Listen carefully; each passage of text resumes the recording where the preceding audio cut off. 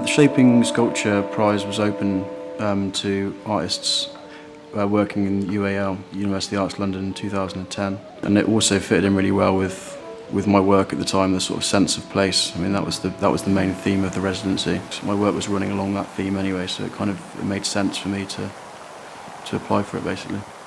But it wasn't until I'd had a conversation with Robert, and he'd mentioned that during the Second World War some bombs had been dropped out in the front of the house here, and that a turret and the blast had knocked a turret off centre and all this, and that kind of just sparked something with me.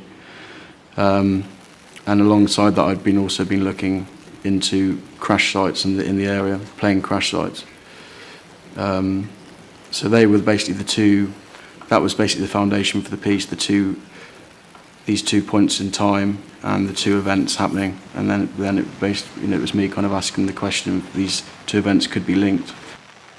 After quite a long walk, came across the brow of a hill, and then you basically see a little post, and there's 4 piles, almost like cairns, of wreckage. Coming across the site for the first time was very moving for me. It's really, really fascinating there. And from the crash site, you can look north, straight back up towards Jupiter.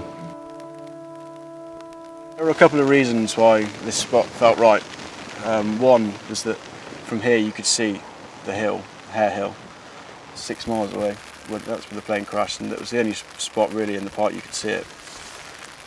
Secondly, the actual bombs were dropped not far from here. And actually, thirdly, there was drawn to this gap in the wall here. It was kind of almost like something had been displaced, buried by a bomb. I don't know, but it was kind of that sense that put it here for me in my mind. The piece basically exists in 2 places.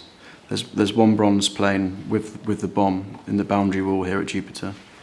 The other is 6 miles away, as the crow flies, on Hare Hill, buried near the crash site. So the coordinates that you see here next to the piece mark the actual crash site, and then also the second plane, which is buried very nearby. I've made probably 3 or 4 pieces about separate sort of plane crash sites to date, so it's kind of something that I'm leaving alone for now. I'm really pleased with how the piece has turned out. If the piece wasn't so successful, maybe I'd be more sort of driven to carrying on with these sort of themes. But at the moment, I'm really, really happy with that. So